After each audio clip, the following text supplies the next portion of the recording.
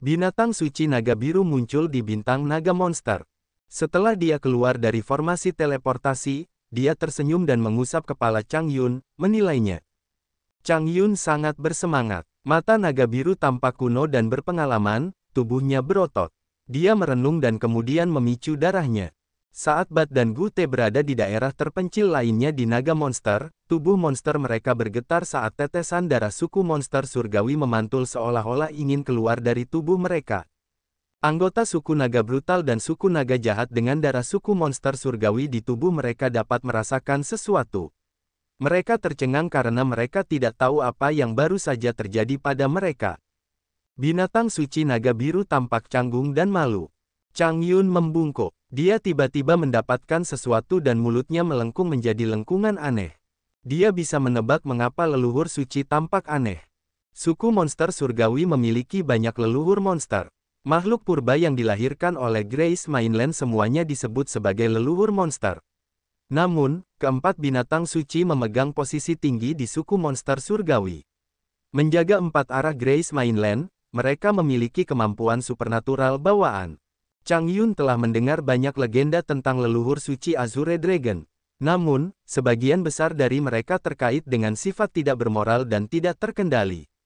Dia tidak akan pernah bisa terhibur tanpa wanita. Rumor mengatakan bahwa setelah Azure Dragon meninggalkan bintang leluhur, dia tidak terkekang lagi. Dia telah menculik wanita dari berbagai ras untuk memuaskan dirinya sendiri. Jadi, dia memiliki begitu banyak anak dan cucu. Keturunannya kurang lebih memiliki darahnya. Namun, darahnya diencerkan sehingga mereka bukan penerusnya. Di kosmos ini, 90% suku monster dengan kata naga dalam nama mereka adalah keturunannya termasuk naga es, naga banjir, naga jahat, naga brutal, dan banyak lagi. Ketika dia tiba di bintang naga monster dan memeriksa darahnya, dia menemukan bahwa banyak dari mereka yang menjawabnya. Darah yang dapat beresonansi dengannya adalah hasil dari masa mudanya yang absurd. Berpikir sejenak, Azure Dragon tidak dapat mengingat ras mana wanita dari suku naga brutal dan suku naga jahat berasal. Mengingat masa mudanya yang penuh nafsu, dia memaksakan senyum. Saat keempat monster tua dari suku monster surgawi mengetahui kebenaran yang buruk, mereka mencoba menahan tawa. Naga biru berpura-pura tidak tahu apa-apa. Dia menggunakan kesadaran jiwanya untuk menutupi seluruh bintang naga monster. Tiba-tiba, dia menjerit pelan, wajahnya aneh. Dia mengerutkan kening dan merenung selama beberapa detik sambil menatap Chang Yun. Kemudian, dia melesat dan membawa Hugo, Nathan, Tian Yin, dan Ao Gu pergi. Keempat monster itu adalah garis utama dari Gold Crow, Phoenix, Heaven Python, dan Unicorn. Mereka menghilang dengan cepat. Chang Yun tertinggal di tempatnya. Setelah beberapa saat, dia membawa keempat monster itu dan muncul kembali di lembah tempat Ghost Hunter berkultivasi. Cahaya aneh keluar dari matanya saat dia mengamati gua yang tertutup rapat. Penghalang di pintu masuk gua itu robek saat dia menatapnya. Ghost Hunter yang sedang menutup matanya untuk berkultivasi di dalam gua itu terekspos. Ghost Hunter dipenuhi dengan ki yang brutal. Dia ingin menyerbu dan menanyai yang lain. Tapi kemudian, dia memucat. Pria parubaya dengan mata yang dalam dan berpengalaman itu memiliki sesuatu yang sangat serius di tubuhnya yang membuat Ghost Hunter ingin berlutut di depannya. Rasanya seperti dia sedang menghadapi leluhur primalnya. Dia terkejut dan tidak bisa berpikir untuk melawan. Dia tidak pernah memiliki perasaan ini. Siapa kamu? Ghost Hunter merendahkan suaranya dan mendesis. Azure Dragon tidak menjawab. Dia mengangkat satu tangan dan mencubit kekosongan. Ghost Hunter langsung dicengkeram dan diseret ke arahnya, berubah langsung ke bentuk monsternya. Dia adalah binatang buas yang menakutkan dengan banyak duri di tubuhnya. Matanya ganas seperti hama kuno. Keempat monster tua dari suku monster surgawi bingung saat mereka melihat Ghost Hunter. Dari Ghost Hunter, mereka bisa merasakan aura yang luar biasa. Aura itu terdiri dari aura para pendahulu suku monster surgawi, yang sangat kuno tetapi cocok dengan leluhur mereka. Leluhur suci, teriak Hugo, keturunan Gold Crow. Azure Dragon tetap diam. Dia mengamati Ghost Hunter dan menyentuh sesuatu di kekosongan. Setetes darah mengalir keluar dari glabella Ghost Hunter dan jatuh di telapak tangan Azure Dragon. Seperti benih yang tumbuh, setetes darah dan garis-garis di telapak tangan Azure Dragon terhubung secara ajaib. Dia tampak khawatir saat dia menggunakan darahnya sendiri untuk memeriksa misteri setetes darah Ghost Hunter. Keempat monster itu menatap Ghost Hunter. Mereka menjadi semakin heran dan skeptis. Setelah waktu yang lama, Azure Dragon mengembalikan setetes darah itu kepada Ghost Hunter. Tepat setelah itu, ia menjadi serius dan fluktuasi energi yang mengguncang bumi muncul di sekelilingnya. Setetes darah dipaksa keluar dari ujung jarinya. Energi yang berfluktuasi dari setetes darah itu tidak kalah kuatnya dengan energi seorang ahli alam dewa yang baru mulai. Leluhur suci. Keempat monster itu berteriak serempak. Setelah Azure Dragon memeras setetes darah kehidupan, wajahnya menjadi lebih pucat. Ia berbalik dan memberitahu yang lain, kalian berempat. Masing-masing dari kalian harus mempersembahkan setetes darah kehidupan. Keempat monster tua itu berubah warna karena ketakutan, tetapi mereka tidak berani untuk tidak mengikuti kata-kata Azure Dragon. Mereka meringis pahit ketika mereka mendesak kekuatan mereka untuk memadatkan tetesan darah kehidupan dari darah mereka. Tak lama kemudian, 4 tetes darah muncul di tangan mereka. Masing-masing dari mereka memiliki energi yang berbeda, tetapi semuanya menakutkan. Mata Azure Dragon menyala dengan cahaya magis. Miliaran simbol tampaknya telah dihidupkan kembali. 5 pilar petir tiba-tiba muncul dan menutupi tetesan darah dari Azure Dragon sendiri dan keempat keturunan suku monster surgawi, dengan paksa mendorongnya ke Glabella Ghost Hunter. Keempat monster tua itu terkejut. Leluhur suci. Keempatnya tidak bisa menahan tangis. Azure Dragon berbalik dan melirik mereka sambil bertanya, ada apa? Bukankah kita harus menggunakan teknik pengorbanan darah ini pada Chang Yun? Chang Yun telah mempertaruhkan nyawanya untuk pergi ke Desolate dan mendapatkan pahala dari suku monster surgawi kita. Itu adalah usahanya untuk pengorbanan darah darimu, leluhur suci. Mengapa kau menggunakannya pada orang ini? Kata ular piton surgawi. 3 lainnya memiliki kekhawatiran yang sama. Pengorbanan darah adalah teknik misterius yang hanya bisa dilakukan oleh leluhur monster. Dengan diberikan setetes darah kehidupan leluhur monster, monster dapat meningkatkan kekuatan mereka, memurnikan tubuh mereka, dan meningkatkan keseluruhan kompetensi mereka dengan cepat. Mengambil contoh Chang Yun, ia memiliki basis kultivasi level 12, yang setara dengan seorang prajurit di langit ketiga alam dewa ethereal. Jika naga Azure memberinya darahnya, ia dapat langsung maju ke level 13 alam dewa yang baru mulai. Jalur kultivasi suku monster surgawi berbeda dari ras lain. Mereka tidak perlu memahami alam mereka secara mendalam. Ketika tubuh monster mereka tumbuh atau berubah, mereka dapat langsung menerobos. Namun, proses ini sangat lambat. Butuh waktu lebih lama dari yang dibutuhkan ras normal untuk memahami wilayah mereka dan melakukan terobosan. Azure Dragon adalah leluhur suci dari suku monster surgawi.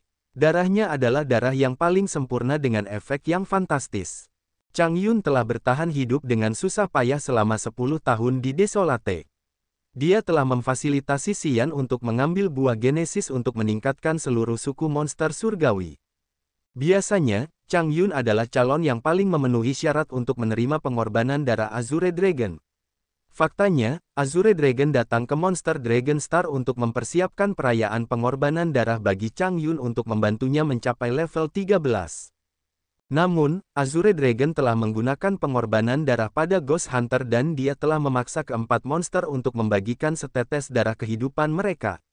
Itu telah membingungkan keempat monster tua itu. Bahkan Chang Yun tidak akan menerima perlakuan ini. Sebelumnya, mereka tahu bahwa Azure Dragon telah berencana untuk menggunakan setetes darah kehidupan dari tubuhnya untuk memelihara Chang Yun dan dia tidak meminta mereka untuk melakukan hal yang sama. Menggunakan darah kehidupan akan membuat mereka lemah untuk waktu yang lama. Tapi sekarang, keempat monster tua itu tidak mengerti perbuatannya. Azure Dragon tidak mempermasalahkan mereka saat dia memaksa darah untuk masuk ke Glabella Ghost Hunter. Anehnya, Ghost Hunter menutup matanya untuk menerimanya. Hebatnya, tubuh monsternya mulai memiliki banyak simbol magis, yang tampak kuno dan kasar. Itu adalah simbol gunung, danau, dan bahkan sungai. Ghost Hunter memiliki ilusi pegunungan di pegunungan monster surgawi di punggungnya. Mata Azure Dragon menjadi cerah. Dia lebih berkonsentrasi pada pengoperasian tekniknya. Keempat monster tua lainnya berteriak keras, simbol monster yang tak terlupakan. Segel pegunungan monster surgawi ada di bintang leluhur kita. Pemuda ini berasal dari bintang leluhur kita. Mereka tiba-tiba mengerti sesuatu. Mata mereka memancarkan cahaya yang menyilaukan saat mereka mengepalkan tangan mereka dengan gembira. Hanya monster dengan warisan dari pegunungan monster surgawi yang dapat memiliki segel dan simbol kuno di tubuh.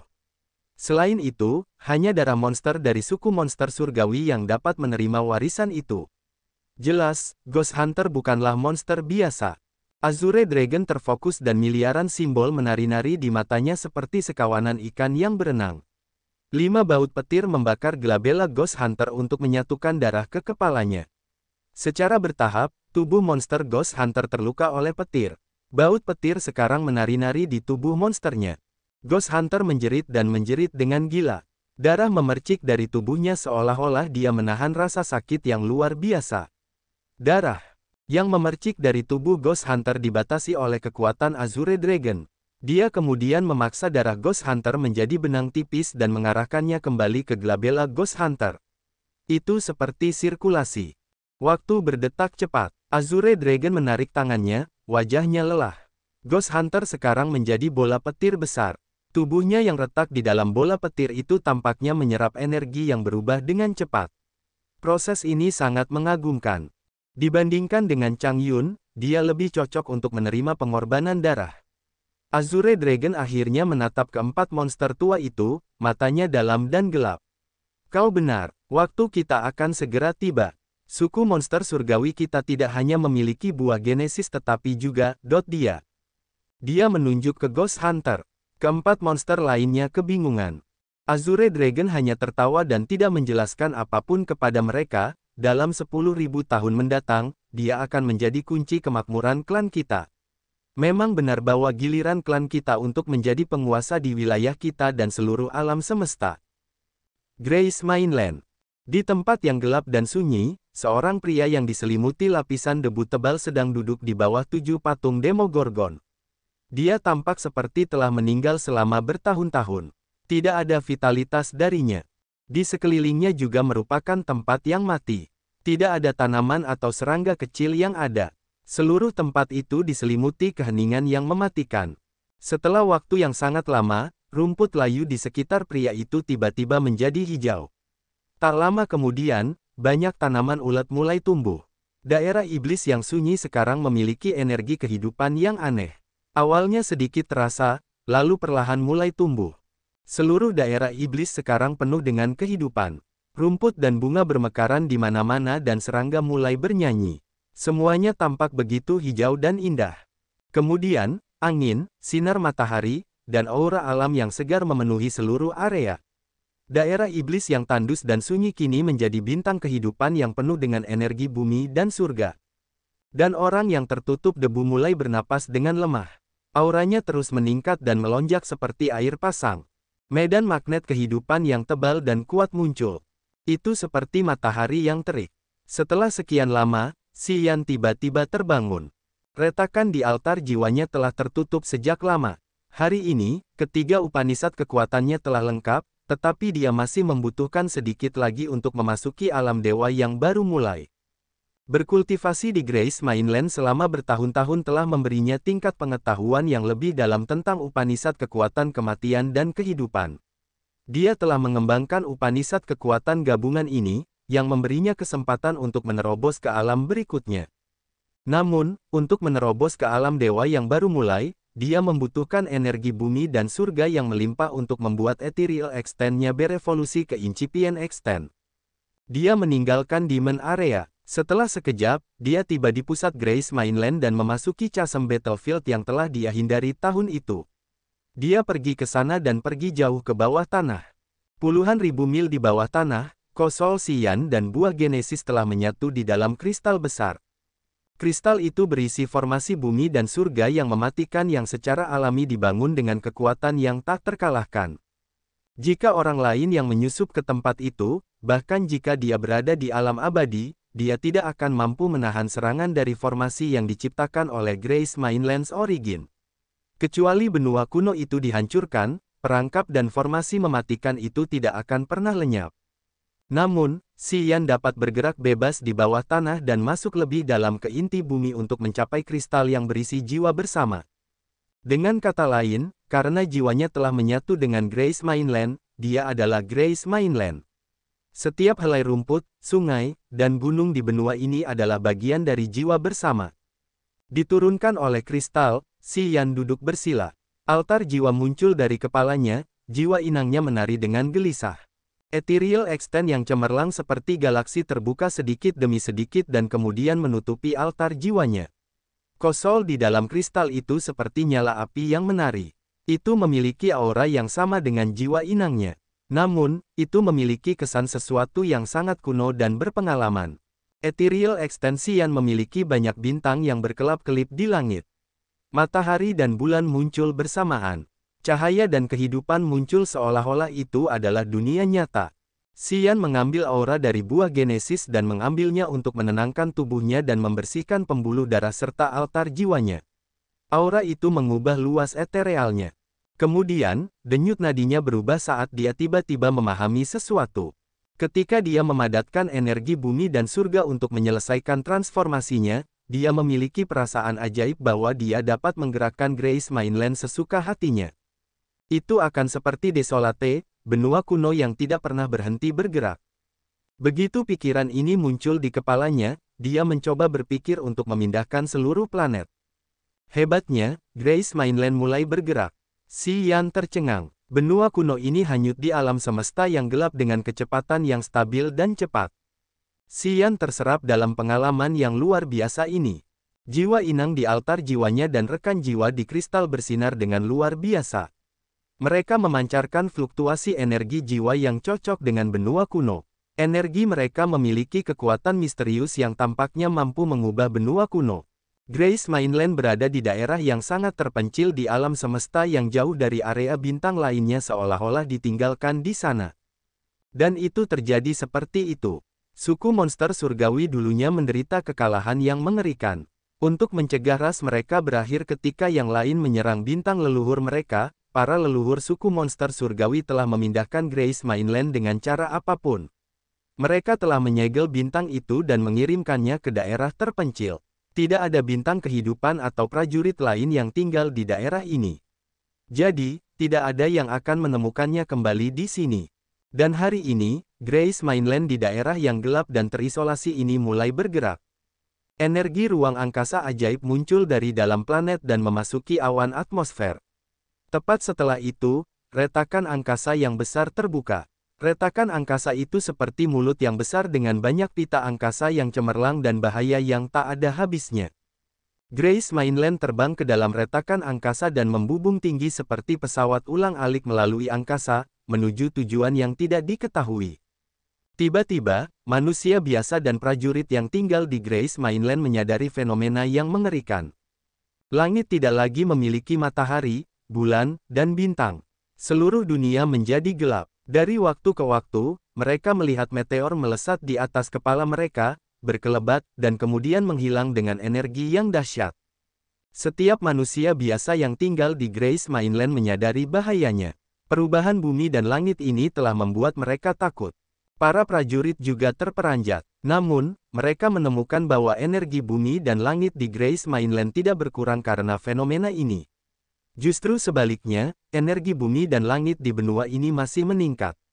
Energi itu menjadi semakin tebal dari hari ke hari yang membuat para prajurit melompat dan bersorak kegirangan untuk bersyukur atas kebaikan dari langit. Namun, dunia sekarang redup karena matahari, bulan, dan bintang telah menghilang. Mereka masih merasa khawatir. Ketakutan menyelimuti kepala mereka. Mereka tidak dapat menenangkan pikiran mereka bahkan saat mereka berkultivasi. Para pemimpin dari banyak klan berkumpul dan berdiskusi. Mereka ingin tahu apa yang terjadi di planet ini. Sayangnya, tidak seorang pun dapat memberitahu apa yang sedang terjadi. Monster Dragon Star, Azure Dragon dan keempat monster telah pergi. Ghost Hunter kini terbaring di lembah dalam wujud aslinya. Dia masih memiliki banyak sinar petir yang bergerak di tubuhnya. Seiring berjalannya waktu, petir yang merayapi tubuhnya menghilang perlahan. Ghost Hunter tidak mengubah posisinya dan masih berusaha memurnikan darah yang baru saja diterimanya. Dia merasa lebih kuat setiap detiknya. Dia tidak mengenal Azure Dragon. Dia hanya tahu bahwa Azure Dragon telah menerapkan pengorbanan darah suku monster surgawi padanya, yang telah meningkatkannya dari level 12 ke fase awal level 13.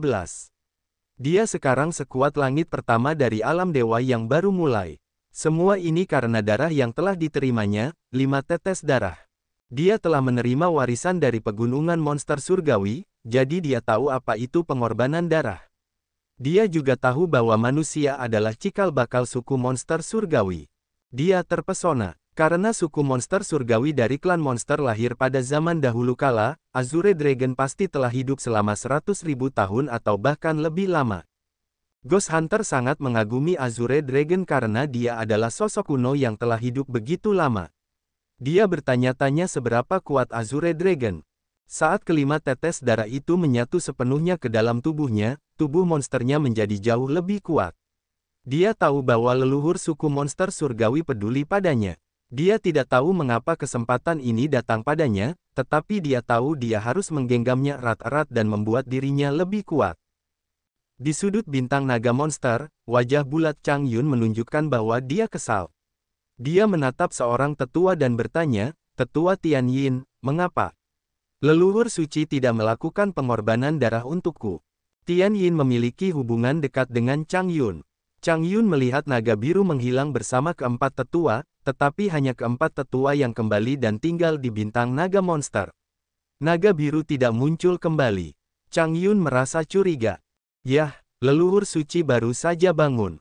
Kurasa kekuatannya belum pulih. Setelah dia membaik, tentu saja, dia akan melakukan pengorbanan darah untukmu. Tian Yin memasang wajah muram dan dengan enggan berbohong.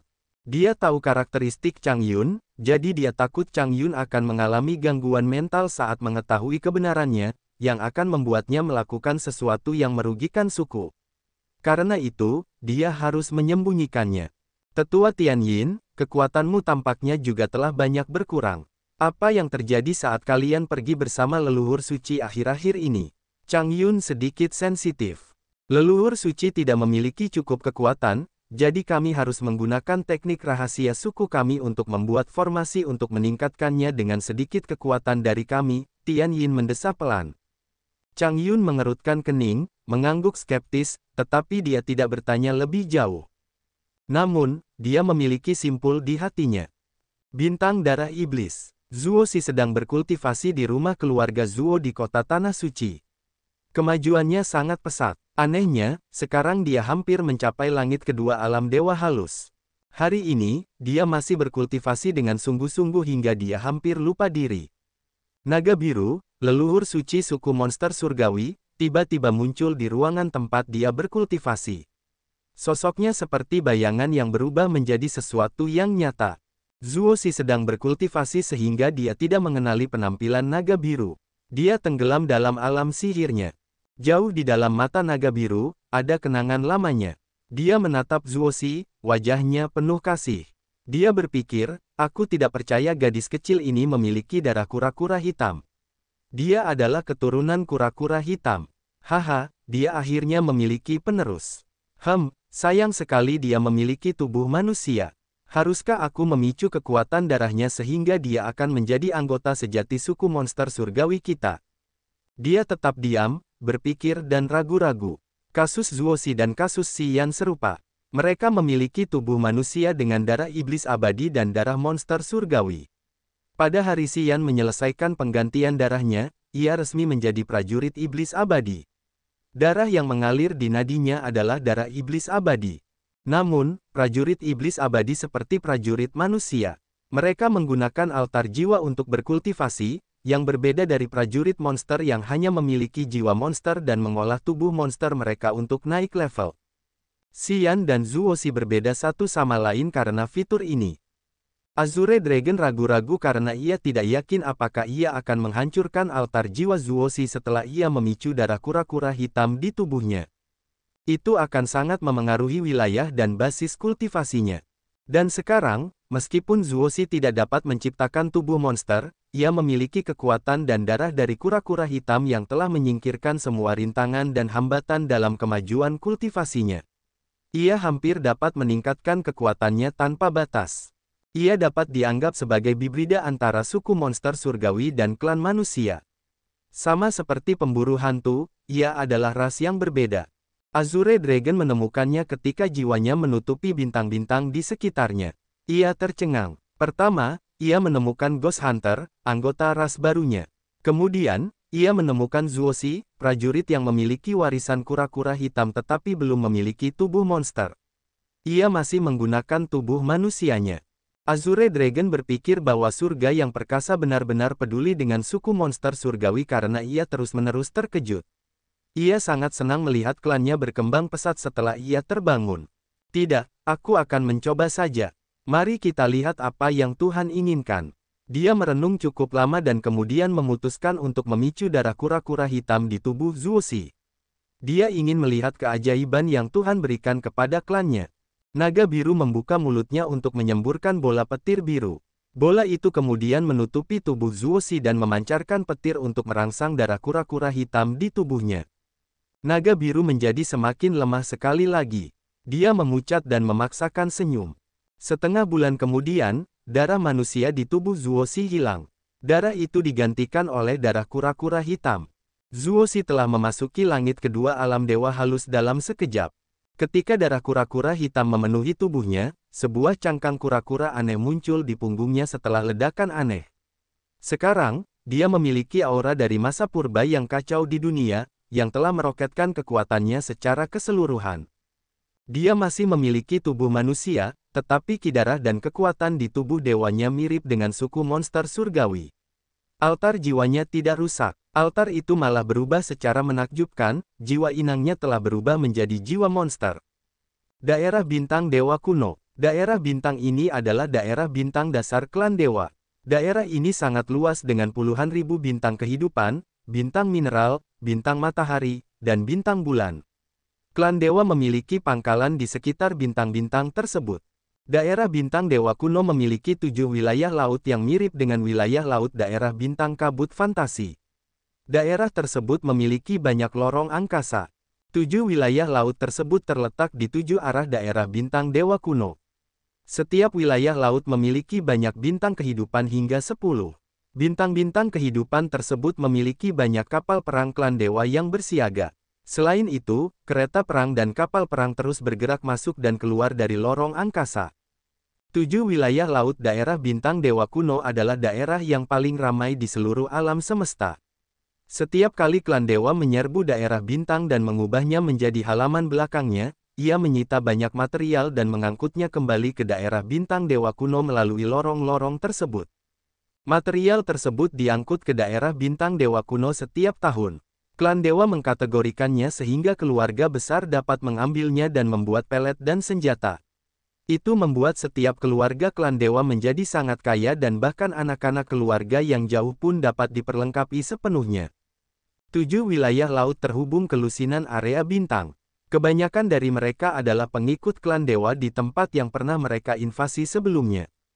Klan dewa juga telah membangun pangkalan di area bintang tersebut. Mereka telah menaklukkan para prajurit di setiap area bintang dan membuat mereka berkomitmen dan setia. Mereka tinggal di sana untuk mengawasi pengangkutan bahan-bahan berharga seperti kristal ilahi dari area bintang itu ke area bintang dewa kuno.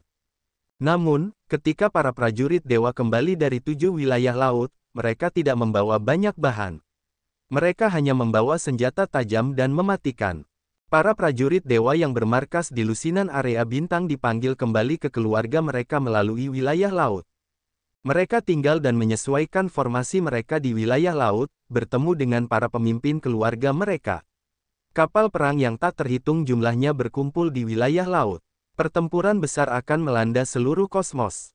Sementara banyak prajurit dewa sedang beristirahat dan mengumpulkan kekuatan di wilayah laut, mereka menemukan beberapa aliran energi jiwa yang dahsyat bergerak melalui wilayah laut dan menuju bintang leluhur mereka, benua dewa kuno. Di wilayah laut tempat banyak anggota klan dewa berpesta sebelum bersiap untuk perang besar, mereka tiba-tiba menjadi tenang, bertukar pandang, dan menatap langit dengan ketakutan. Kemudian, mereka melihat sebuah meteor melesat keluar dari lorong angkasa, memicu api di sepanjang jalan. Di dalam meteor itu, mereka melihat seorang pria yang tertidur. Dengan energi yang menakutkan, ia terbang langsung ke benua dewa kuno. Elder Spark telah kembali, teriak seorang prajurit dewa dengan kagum. Ia kemudian memasang wajah penuh hormat dan berlutut untuk memberi hormat kepada meteor tersebut. Banyak prajurit dewa berhenti minum dan berpesta. Mereka berlutut untuk menunjukkan rasa hormat mereka kepada sosok samar di dalam meteor tersebut. Aku tidak menyangka bahwa Elder Spark masih sehat. Terakhir kali ia menampakkan diri adalah 3000 tahun yang lalu. Saat itu, ia berada di puncak alam dewa yang baru mulai. Sudah lama sekali keluargaku tidak mendapat kabar darinya. Kami pikir ia telah lama jatuh. Tidak seorang pun pernah mengira bahwa ia akan kembali sekarang. Oh, jika ia muncul, sepertinya Komite Elder menganggap perang ini penting. Ya, sudah 10.000 tahun. Wajar saja jika mereka menantang kita lagi. Bagaimanapun, kita akan menjadi pemenang pada akhirnya. Tentu saja, di lautan bintang yang luas ini, klan atau wilayah bintang mana yang dapat mengalahkan kita? Saat ini, kekuatan klan kita telah melampaui kekuatan haus darah 10.000 tahun yang lalu. Bahkan dewa tidak dapat menghancurkan kemakmuran abadi klan kita. Semua prajurit klan dewa penuh percaya diri. Itu adalah kebanggaan yang telah mereka kumpulkan selama 10.000 tahun. Selama 10.000 tahun terakhir, klan dewa telah memenangkan hampir semua pertempuran yang telah mereka lawan. Setiap area bintang yang telah mereka lewati telah menjadi wilayah mereka. Mereka telah menjadi pemenang terlalu lama sehingga mereka secara naluriah berpikir bahwa mereka tidak akan kalah. Puncak dewa di benua dewa kuno. Sebuah meteor yang menyala jatuh dengan gerutuan di tanah. Itu tampak seperti peti mati yang berasap dan menyala. Namun, itu sangat dingin. Seorang anggota klan dewa yang tampak kelelahan dan pikun dengan sepasang mata yang cerah berdiri di dekat pintu kuil. Dia sedang memperhatikan meteor yang jatuh. Di dalam meteor dingin itu ada seorang lelaki tua yang sedang tidur. Kemudian, alisnya berkedut. Perlahan, dia bangun dan membuka mulutnya untuk menghisap udara. Meteor itu menyusut menjadi batu dingin kecil yang jatuh ke mulutnya. Orang tua itu menelannya dan secara ajaib, energinya meningkat. Dia kemudian melihat teman-teman lamanya yang menunggu di pintu kuil dewa kuno. Spark, sudah 3000 tahun. Aku tidak menyangka kau masih hidup. Seorang prajurit dewa tua terisak. Feng Jue, kau masih sehat. Tentu saja, aku tidak bisa mati secepat itu. Spark menatapnya dan kemudian bergumam, apakah kita semua sudah sampai? Bisakah kita mulai rapat sekarang? Saat kau tiba, kita semua sudah di sini. Feng Jue tersenyum dan kemudian melangkah masuk ke kuil dewa kuno. Spark mendengus dan melangkah masuk ke kuil dewa kuno. Di dalam kuil, banyak prajurit dewa pikun sedang duduk. Mereka semua melihat satu kaki dari kuburan. Namun, anehnya, vitalitas berlimpah di aula ini. Jika seseorang dapat menggunakan kesadaran jiwa untuk merasakan, dia akan menemukan medan magnet kehidupan yang mengguncang bumi di sini. Spark ada di sini. Kita bisa mulai sekarang, kata Feng Jue. Setelah 3 hari, armada klan dewa yang telah berlabuh di 7 wilayah laut untuk waktu yang lama mulai bergerak seperti naga yang terbang. Mereka semua mulai menuju lorong angkasa. Area bintang Hollow Firsome, wilayah sekte Dewa Gu. Hari ini, di ujung barat area bintang Hollow Firsome, sebuah lorong angkasa robek dengan paksa. Puluhan kapal perang dari klan dewa diam-diam muncul. Begitu mereka tiba, kapal perang klan dewa berpencar dan mulai membantai di area bintang Hollow Firsome. Mereka tidak menunjukkan belas kasihan dan membunuh semua prajurit di bintang kehidupan yang menghalangi jalan mereka. Namun, mereka menyelamatkan manusia biasa. Mereka melangkah dengan angkuh seperti pisau tajam dan membunuh semua hal yang berhubungan dengan sekte Dewa Gu dan area bintang Hollow Firsome. Mereka dengan gila-gilaan menyerbu dan menghancurkan area bintang Hollow Firsome. Mereka telah membuat sekte Dewa Gu ketakutan. Sekte itu kemudian harus mengirimkan semua pasukan elit mereka untuk berperang melawan klan dewa. Hal yang sama terjadi di area bintang Prosaik, area bintang Sirius, area bintang Black River, dan area bintang Ertai. Semua pasukan yang telah bergabung dalam pertempuran di area bintang Agate diserbu oleh klan dewa dalam serangan berskala besar. 12 keluarga klan dewa telah melancarkan serangan balas dendam mereka pada saat yang sama. Mereka bahkan telah memanggil prajurit yang bermarkas di area bintang lainnya. Mereka ingin membasahi area bintang itu dengan darah untuk menunjukkan kepada mereka harga yang harus dibayar karena melanggar prestise klan dewa. Makhluk-makhluk harus hidup dalam kesengsaraan di setiap sudut alam semesta yang luas. Perang pembersihan bumi telah dimulai pada saat yang sama di area bintang utama. Sekte Dewa Gu, keluarga Jiao, dan keluarga Wu merasakan tekanan luar biasa yang belum pernah mereka alami sebelumnya. Akhirnya, mereka tahu bagaimana klan dewa dapat menguasai wilayah bintang mereka dan wilayah bintang lainnya selama 10.000 tahun. Wilayah bintang Hollow Firsome memiliki beberapa ratus bintang kehidupan dengan sekitar 100 miliar warga sipil biasa, sekitar 10 juta prajurit, yang terdiri dari puluhan ribu prajurit alam dewa raja, beberapa ratus prajurit alam dewa ethereal, dan tidak lebih dari 20 ahli alam dewa incipient.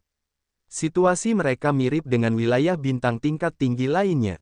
Kekuatan klan dewa yang menyerang wilayah bintang Hollow Firsome terdiri dari sekitar 10.000 prajurit. Namun, mereka telah mengalahkan Sekte Dewa Gu terus-menerus. Klan dewa memiliki keunggulan luar biasa dalam hal kapal perang, kemampuan bertarung individu, kekuatan Upanishad, dan jumlah ahli. Setiap prajurit klan dewa memiliki baju besi dan senjata yang kuat selain pelet dan obat-obatan bermutu tinggi. Setiap anggota klan dewa memiliki setidaknya satu atau lebih harta rahasia ilahi. Meskipun mereka berada di level 1 atau 2 kelas ilahi, mereka sangat kuat. Pada saat yang sama, murid-murid Sekte Dewa Gu di alam Dewa Raja hanya memiliki senjata kelas suci dan tidak banyak dari mereka yang memiliki lebih dari satu barang. Sekte Dewa Gu tidak dapat bersaing dengan yang lain dalam hal senjata, pelet, atau baju besi. Mereka berada dalam situasi yang berbahaya. Karena para prajurit dewa mengalami pertempuran berdarah, mereka memiliki banyak strategi dan rencana. Pada saat yang sama, meskipun mereka hanya memiliki 10.000 prajurit, mereka memiliki beberapa ratus prajurit alam dewa ethereal dengan kekuatan Upanishad yang luar biasa. Setelah 10.000 tahun akumulasi, klan dewa telah sepenuhnya menguasai area bintang lain dalam hal kekuatan Upanishad, senjata rahasia, baju besi, pelet, dan pengalaman bertarung. Hollow Firsome Star Area, Prosaic Star Area, dan Sirius Star Area dikalahkan dengan telak. Di bawah serangan ganas klan dewa, mereka telah kehilangan banyak prajurit. Beberapa area bintang bahkan memiliki situasi yang lebih buruk daripada Agate Star Area sebelumnya. Gambaran umum alam semesta telah menyebar ke setiap sudut. Kekuatan yang memiliki rencana berbeda segera mengabaikan pikiran untuk membelakangi klan dewa. Kekuatan yang bergantung pada klan dewa menjadi lebih tenang dari biasanya. Mereka telah meminta bawahan mereka untuk tetap berada di dalam area bintang mereka. Begitu klan dewa menunjukkan taring mereka, seluruh alam semesta terguncang dan orang-orang ketakutan. Area bintang yang diberkati dewa. Area ini adalah wilayah suku kegelapan kekaisaran. Selama 10.000 tahun, tempat ini adalah salah satu dari sedikit tempat yang tidak diganggu klan dewa. Itu masih sama pada saat ini. Meskipun klan dewa secara eksplisit menyerang area bintang utama sekarang, kapal perang mereka belum mencapai area ini. Sepertinya mereka mengikuti semacam perjanjian diam-diam. Ada sekelompok istana megah yang dibangun di sebuah lembah yang dipenuhi kristal-kristal suci di daratan yang diberkati Tuhan, bintang leluhur suku kegelapan kekaisaran. Istana-istana itu dibangun di antara gunung-gunung dan sungai-sungai yang seperti formasi-formasi besar dan kompleks. Di sekeliling istana-istana itu terdapat banyak jurang yang mengarah langsung ke bawah tanah. Ngarai-ngarai itu mengeluarkan ki gelap yang kental dan murni, yang digunakan suku kegelapan kekaisaran untuk memberi makan jiwa dan tubuh mereka. Di dalam salah satu jurang itu berdiri sebuah panggung pengorbanan yang dibangun dari tulang-tulang putih. Panggung pengorbanan ini berbentuk segi 8 dengan 8 pilar batu tempat jiwa-jiwa jahat yang tak terhitung jumlahnya dari dunia bawah berkelok-kelok dan meratap. Audrey duduk dengan rapi di panggung, bibirnya terbuka untuk menerima pancaran energi murni dari jiwa-jiwa jahat, yang kemudian akan menguntungkan jiwanya. Karena 8 pilar itu memiliki miliaran jiwa jahat, bahkan jika setiap pancaran energi jiwa dari mereka lemah, mengambil energi dari sejumlah besar jiwa masih mendebarkan. Duduk di dekat panggung pengorbanan adalah seorang wanita glamor. Dia dan Audrey tampak sangat mirip. Rupanya, mereka memiliki hubungan garis keturunan. Hari ini, dia tiba-tiba membuka matanya untuk melihat ke langit. Sebuah sambaran petir menyambar cakrawala daratan utama yang diberkati Tuhan. Sambaran petir itu jatuh langsung ke daerahnya. Seorang pria berjalan keluar dari sambaran petir itu. Dia tampak sangat kurus dan kuno, tetapi dia memiliki sepasang mata merah tua. Dia berdiri di tepi jurang. Dia tersenyum, bersinar, dan kemudian muncul kembali di dekat panggung pengorbanan Audrey. Wanita cantik itu menatapnya dingin lalu mendengus, "Wah, jarang sekali melihat kepala pasukan maut dari pasukan haus darah mengunjungi suku kegelapan kekaisaran kita. Xuan He, kau berjalan dengan angkuh ke daerah ini tahun itu. Kemanapun kau pergi, darah mengalir ke sungai, bintang kehidupan berubah menjadi bintang mati. Apa kau ingin membawa kematian ke suku kegelapan kekaisaran kita kali ini? Sudah bertahun-tahun dan kau masih membenciku." Xuan He mengusap hidungnya dan tersenyum jahat, "Kita dulu pernah mengalami masa-masa romantis, bukan? Aku tidak membencimu bahkan ketika kau bergabung dengan klan dewa untuk membunuh pasukanku. Kenapa kau masih cemberut?" Wanita itu tersenyum tipis. "Aku telah memohon padamu untuk membantu suku kegelapan kekaisaran. Siapa yang menolakku? Tidak, kita tidak akan membicarakan cerita lama." Xuan He melambaikan tangannya, mata merahnya berbinar ajaib. "Adele, aku di sini hari ini untuk berbicara dengan saudaramu. Aku ingin bertemu dengannya. Tanah suci suku kegelapan kekaisaran di daratan yang diberkati Tuhan." Di dasar jurang yang dalam, Xuan He berbicara dengan tenang, "Adele, aku di sini hari ini untuk bertemu saudaramu." Mata Adele yang indah bersinar mengejek saat dia mencibir. "Baiklah, kalau begitu kamu datang ke tempat yang salah." Setelah Bloodthirsty membujuknya, dia setuju untuk menyerahkan jabatan kepala suku kegelapan kekaisaran untuk pergi bersamanya. Setelah itu, dia berhenti menjadi anggota suku kegelapan kekaisaran kita. Dia belum kembali ke suku kegelapan kekaisaran. Dia bahkan tidak mengirimiku pesan. Aku tidak akan mempercayainya. Xuan He tersenyum. Adele memasang wajah dingin dan berkata dengan marah, "Dia adalah pemimpin pasukan pengendali jiwamu. Kamu tidak dapat menghubunginya dan kamu di sini untuk meminta bertemu dengannya. Konyol. Aku sudah menggunakan metode kita sendiri untuk menghubunginya, tetapi aku tidak dapat menemukannya. Yang kutemui baru-baru ini semuanya adalah klonnya. Aku ingin bertemu versi aslinya." Xuan He bersikeras. "Maaf, aku tidak bisa membantumu," jawab Adele dingin. Xuan He hanya tertawa, tetapi dia tampaknya tidak ingin bergantung pada hal ini. Dia tahu bahwa Adele dan kepala pengendali jiwa memiliki hubungan yang samar. Dia pikir Adele pasti akan memberitahunya dan bajingan itu harus tahu mengapa Xuan He datang untuk mencarinya. Klan dewa menyerang semua area bintang utama dengan paksa. Apa pendapatmu tentang ini? Xuan He mengusap dagunya, dan berkata dengan pengaruh jahat, "Kamu dan klan dewa telah menempuh jalan yang sama tahun itu. Apakah kamu ingin mengikat mereka kali ini juga?" Alis tebal Adele berkerut saat dia tenggelam dalam pikirannya. Dia tidak menjawabnya. Klan dewa bukan lagi klan dewa tahun itu. Tahun itu, klan dewa telah menyatukan kekuatan di mana-mana untuk menyerang kekuatan haus darah kita. Setelah mereka mengalahkan kita, klan dewa tidak menepati perjanjian untuk berbagi alam semesta dengan kalian. Mereka telah menjadi penguasa. Kali ini, apakah kamu akan mengulangi perbuatanmu? Xuan He berkata dengan wajah gelap. Jika kekuatan haus darahmu menahan kekuatanmu, kau tidak akan jatuh ke dalam situasi ini.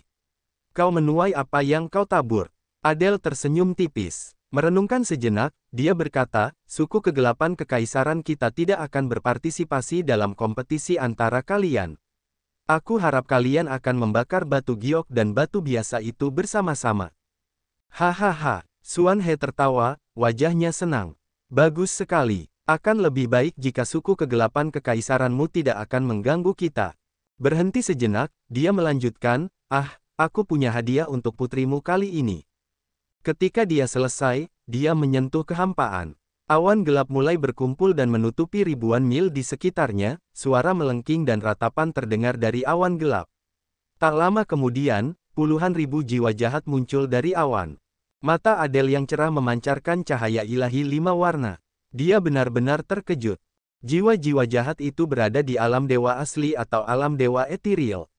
10 dari mereka setinggi 100 zang. Mereka tampak seperti 10 gunung dengan aura yang ganas. 10 jiwa itu adalah jiwa tuan rumah para ahli alam dewa incipien. Xuan He menunjuk Audrey dan tersenyum, keponakanku akan menerobos ke alam dewa incipien, jadi aku memberinya hadiah ini. Puluhan ribu jiwa jahat menjerit dan menangis. Mereka berguling bersama awan gelap ke Audrey. Namun, mereka terikat oleh kekuatan tak terlihat. Mereka meratap dan berjuang dengan menyedihkan untuk menyingkirkan pengekangan itu. 10 jiwa ahli alam dewa incipien melepaskan teriakan menusuk telinga yang penuh dengan penghinaan dan keengganan. Tidak peduli seberapa keras mereka berusaha, mereka tidak dapat menyingkirkan ikatan Xuan He. Detik berikutnya, mereka berubah menjadi bayangan abu-abu dan memasuki luas ethereal yang kacau di atas kepala Audrey. Jeritan dan ratapan buas muncul dari tubuh Audrey seolah-olah miliaran makhluk marah berteriak dan mengutuk langit. Aliran domain niat diciptakan oleh kebencian jahat yang dapat menghapus semua jenis jiwa. Wajah Audrey yang cantik memerah. Dia bersinar dalam kesehatan meskipun dia masih tampak dingin dan vitalitas di tubuhnya lemah. Setelah luas ethereal di atas kepalanya ditambahkan dengan puluhan ribu jiwa jahat, itu perlahan menjadi masalah nyata. Adele menatap putrinya, wajahnya menunjukkan kebahagiaan yang nyata. Namun, dia masih kaku dan dingin seperti biasa. Xuan He, sudah 10.000 tahun dan kamu akhirnya melakukan sesuatu yang seharusnya dilakukan manusia. Hahaha, Xuan He tertawa dan berubah menjadi sambaran petir yang memasuki awan gelap. Suaranya datang dari awan. Katakan pada saudaramu bahwa penerus tuan kita akan memasuki area bintang Agate. Sebagai kepala pengendali jiwa, dia akan tahu apa yang harus dilakukan. Adele hanya mendengus dan tidak mengatakan apapun. Penjara hantu bayangan. Lorong-lorong ruang angkasa yang tertutup seperti garis-garis yang bersinar melayang di antara banyak retakan ruang angkasa. Kekosongan di area ini tampak seperti cermin aneh yang memiliki banyak retakan halus. Setelah invasi Iskat, area ini ditinggalkan sementara. Tidak ada makhluk atau prajurit yang berkultivasi di sini. Tempat ini juga merupakan wilayah laut dari area bintang Agate. Wilayah laut adalah pintu masuk ke area bintang. Setiap kali area bintang terbentuk, wilayah laut juga terbentuk secara perlahan namun ajaib.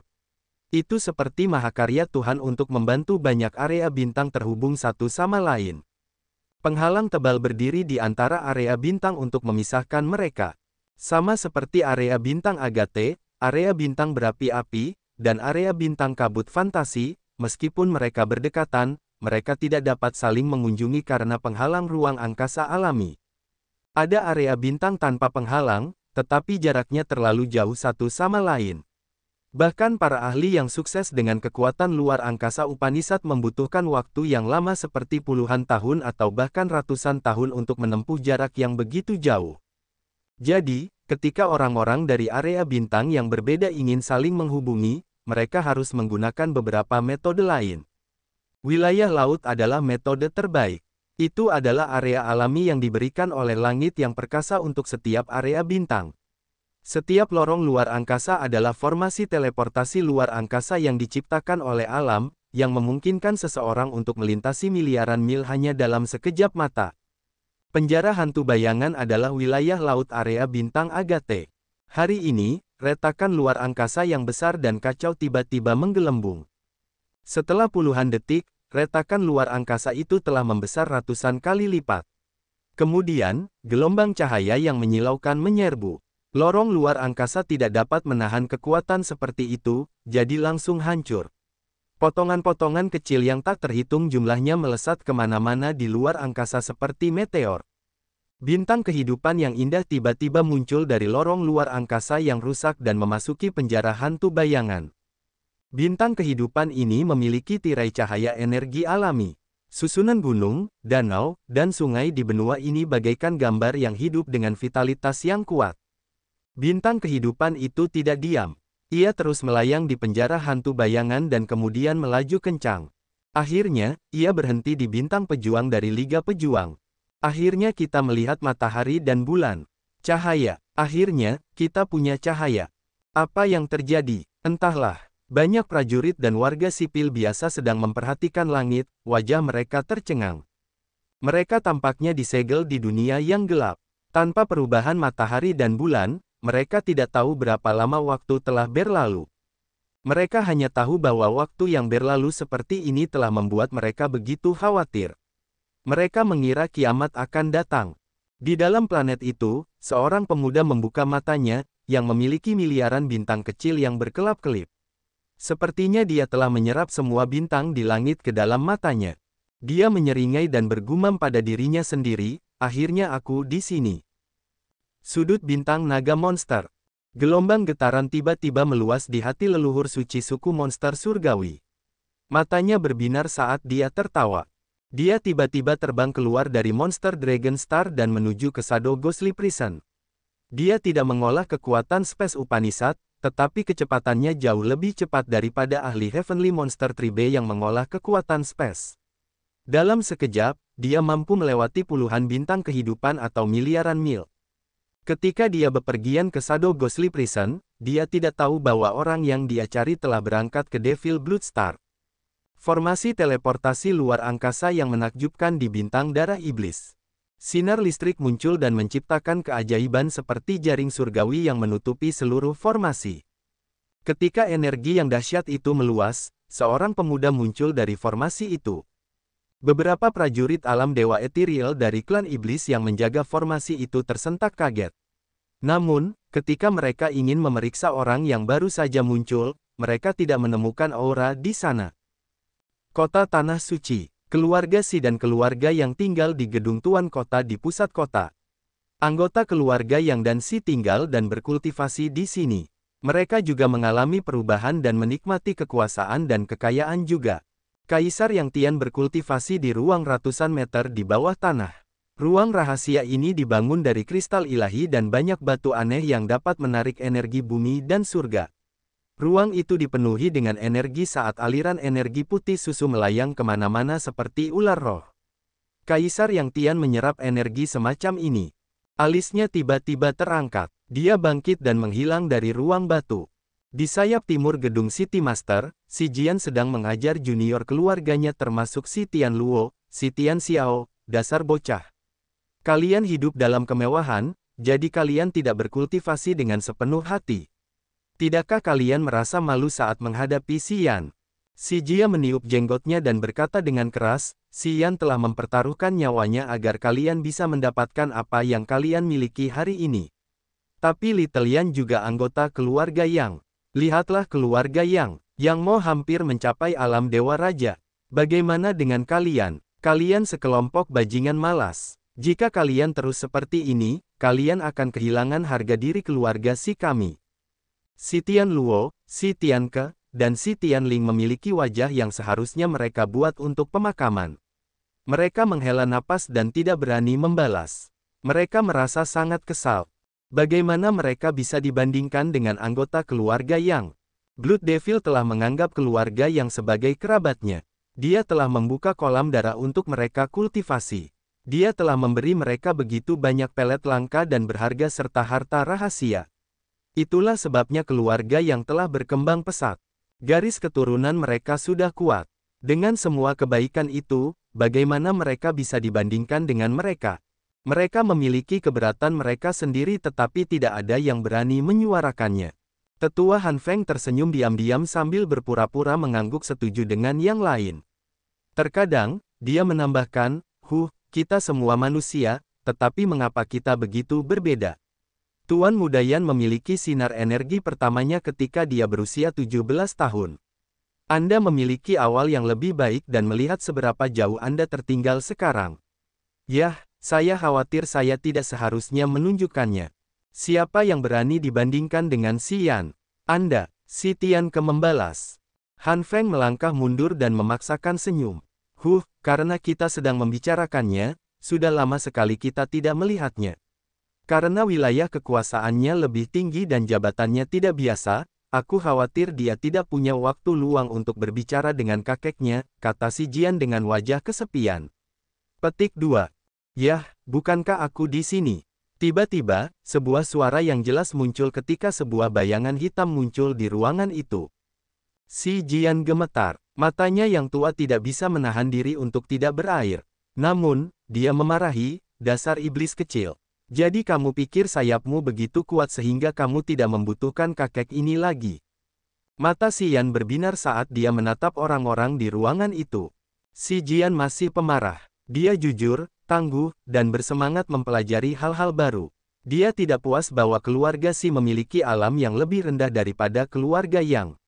Meskipun dia tahu itu karena bakat bawaan, dia masih gigih. Meskipun banyak kegagalan, dia masih sangat bertekad. Keluarga Si dan keluarga yang tinggal bersama di gedung Tuan Kota. Mereka hidup rukun seolah-olah mereka benar-benar satu tubuh. Keluarga yang tidak pernah membandingkan diri mereka dengan keluarga Si dan mereka tidak menganggap keluarga Si sebagai orang luar. Generasi muda dari kedua keluarga itu adalah saudara kandung. Si Jian dan Yang Feng sering minum bersama. Kesimpulannya, hubungan mereka sangat baik. Bagaimanapun, Si Jian hanya tidak ingin para junior menjadi malas. Karena daerah ini adalah area bintang Agate dengan banyak ahli. Karena daerah ini adalah bintang darah iblis. Itu bukan tanah air mereka. Visi mereka diperluas ketika mereka datang ke area bintang Agate. Sekarang, mereka tahu betapa luasnya alam semesta ini dan betapa banyak ahli yang mengintimidasi yang tak terhitung jumlahnya. Sekarang, mereka tahu bahwa mereka kecil dan lemah. Karena bakat Si Yan yang memukau dan luar biasa, dan karena Si Yan berasal dari keluarga Si Jian tidak akan pernah membiarkan keluarga Si mengotori ketenarannya.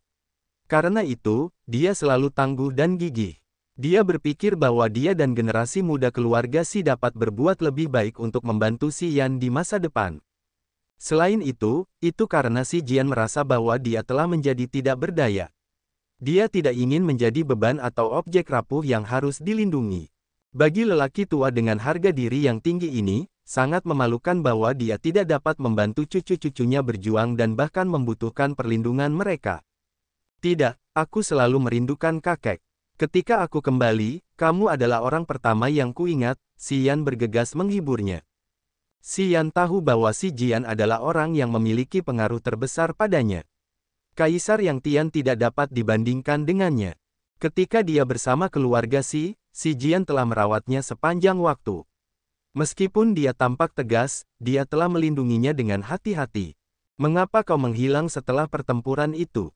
Bagaimana keadaan tubuhmu? Apakah kau terluka? Si Jian tiba-tiba teringat detail itu, jadi dia mengangkat alisnya dan bertanya, kemana kau pergi? Aku kembali ke tanah air kita. Aku kembali ke Serikat Pedagang, Kota Meteor Langit, dan keluarga Si kita. Si Yan tampak asyik dengan ingatannya. Semua yang ada di Kota Meteor Langit sama saja. Namun hari ini, keluarga Si hanyalah legenda di kota itu. Rumah kita masih ada di sana di bawah lapisan debu tebal. Dia telah mengunjungi Kota Meteor Langit dan gedung keluarga Si di sudut Kota Meteor Langit, segalanya tidak banyak berubah. Itu karena legenda keluarga Si masih diceritakan di kota itu.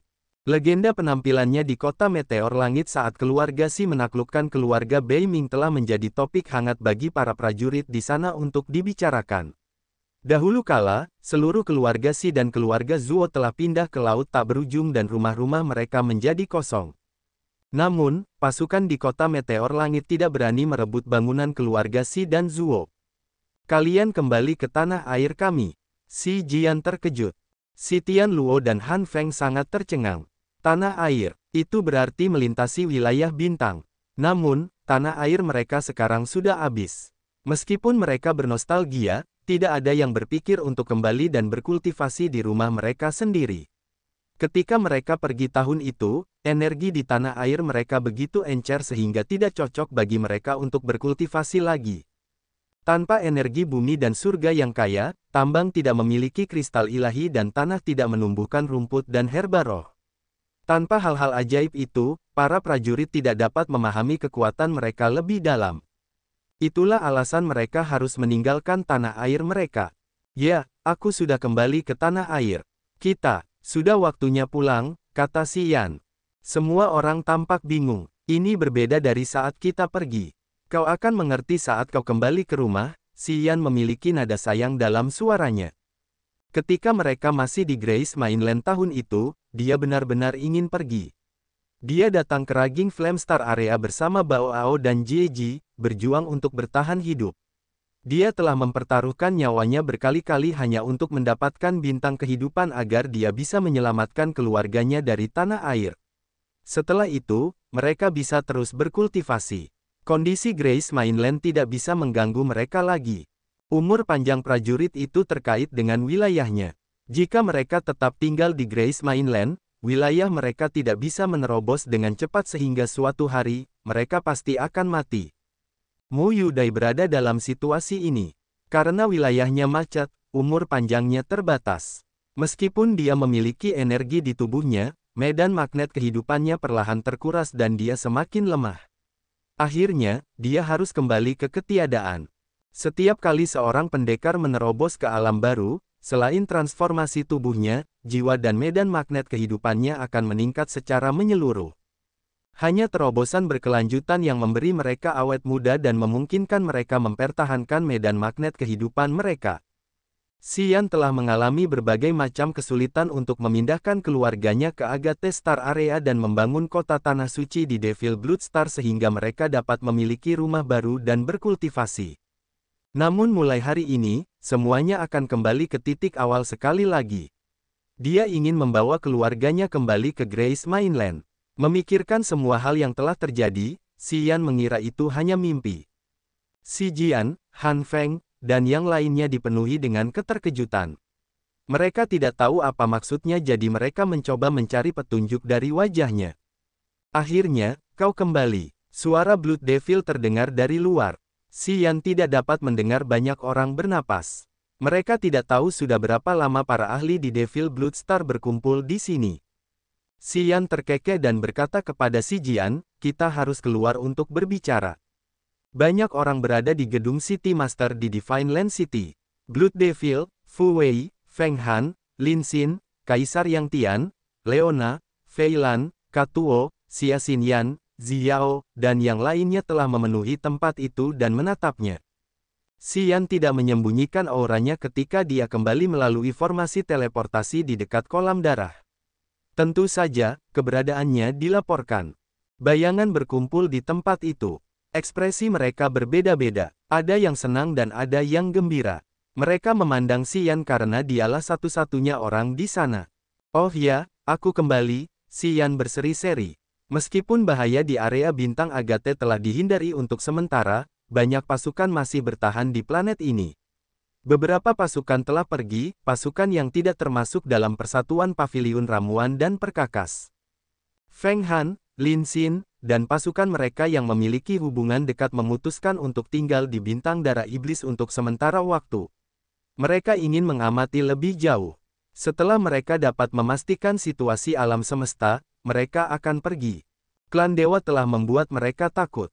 Yan Qi, Jing Yuan, dan klan serta pasukan lainnya telah meninggalkan bintang darah iblis, tetapi mereka tidak berani tinggal jauh. Mereka memutuskan untuk tinggal di bintang kehidupan yang dekat dengan bintang darah iblis. Mereka mempertahankan hubungan dengan bintang darah iblis untuk melawan bahaya yang mengejutkan. Selamat, kata Fu Wei dengan lembut. Selamat, selamat. Feng Han, Lin Xin, dan banyak ahli lainnya memberi selamat kepadanya, wajah mereka gembira dan gembira. Xia Xinyan, Ziao, dan Feng Rao juga ada di sana. Mereka berseri-seri dan menyentuh hati orang-orang.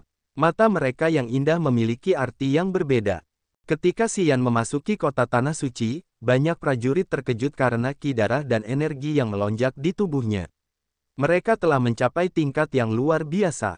Orang-orang mengerti bahwa dia telah maju lebih jauh di alamnya. Sekarang, dia telah memasuki dunia yang sama sekali baru, alam dewa yang baru mulai. Itu benar. Grace Mainland telah lama melayang melalui celah angkasa untuk tiba di Agathe Star Area. Selama waktu itu, altar jiwa Xian telah menyublim dan ethereal extend-nya telah ditingkatkan ke incipient extend. Dia telah mencapai First Sky of Incipient God Realm dan menjadi bintang baru di lautan bintang yang luas ini. Tidak ada yang bisa mengalahkan cahayanya. Aku ingin memindahkan kota tanah suci ke Grace Mainland. Kali ini, aku membawa benua kuno ke sini. Xian menoleh ke Blood Devil. Blood Devil terkejut. Dia tidak percaya itu. Dia mengamati Xian dan kemudian mengangguk perlahan. Dia adalah salah satu dari sedikit orang yang mengetahui rahasia benua kuno. Bahkan Fu Wei, Feng Han, dan Lin Xin tidak mengetahuinya. Kaisar Yang Tian adalah satu-satunya orang yang Xian beritahu rahasia benua kuno. Membawa seluruh benua kuno dan melintasi banyak area bintang untuk sampai di sini, seberapa besar megastruktur ini. Blood Devil menarik napas dalam-dalam untuk menenangkan diri. Kakek buyut, kakek, tolong minta orang-orang di kota untuk pergi sementara waktu. Kota ini harus dipindahkan ke Grace Mainland, pinta Xian.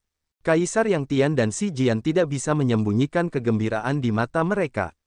Mereka mengamati Xian dengan tatapan rumit untuk sementara waktu dan kemudian terbang menjauh untuk menyebarkan perintah. Tidak, kamu tidak perlu melakukan pekerjaan yang melelahkan seperti itu. Setan darah berteriak dan kemudian menyemburkan cahaya darah. Cahaya darah itu kemudian mengembun di langit kota Tanah Suci dan mengubahnya menjadi hantu raksasa. Hantu itu menjulang tinggi di seluruh kota. Ia juga memiliki fluktuasi energi yang menakutkan. Hantu itu kemudian bergemuruh, suaranya bergema. Semua warga di Tanah Suci harus pindah dari kota untuk sementara waktu. Xian ingin mengatur formasi besar. Tolong bekerja sama dengannya. Mendengar nama Xian, teriakan dan sorak-sorai muncul dari setiap sudut kota Tanah Suci. Penduduk kota keluar dari tempat kultivasi mereka, membanjiri jalan-jalan dan berteriak dengan gembira. Nama ini adalah legenda abadi di kota Tanah Suci. Orang-orang yang tinggal di kota Tanah Suci berasal dari klan dan ras dari Grace Mainland termasuk keluarga Chao, Sekte Tiga Dewa, Negeri Ajaib Yin dan Yang, Sekte Dewa Mayat Laut Tak Berujung, Sekte Dewa Bercahaya dari Tanah Suci yang Agung, anggota klan manusia, klan monster, dan klan kegelapan dari Hutan Malam Abadi. Beberapa klan itu dulunya memiliki konflik dan dendam terhadap Xian. Namun, ketika Grace Mainland kehabisan energi bumi dan surga, dan ketika mereka paling putus asa, Xian muncul. Dia telah membawa mereka melewati area bintang yang tak terhitung jumlahnya untuk mencapai tempat ini. Itu adalah rahmat yang telah diukir orang-orang di hati mereka. Mereka tidak pernah melupakan kebaikannya kepada mereka. Di kota Tanah Suci, nama Xian melegenda. Ia adalah legenda yang dihormati semua orang.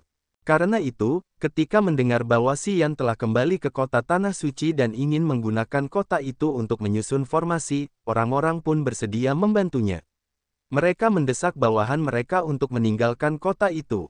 Tidak seorang pun merasa tidak puas. Kesadaran jiwa Xian menyapu seluruh kota. Ia dapat merasakan energi kehidupan meninggalkan kota itu dengan tertib. Mereka juga melantunkan namanya. Xian merasa hangat di dalam hatinya. Ia tiba-tiba menyadari bahwa usahanya selama bertahun-tahun tidak sia-sia.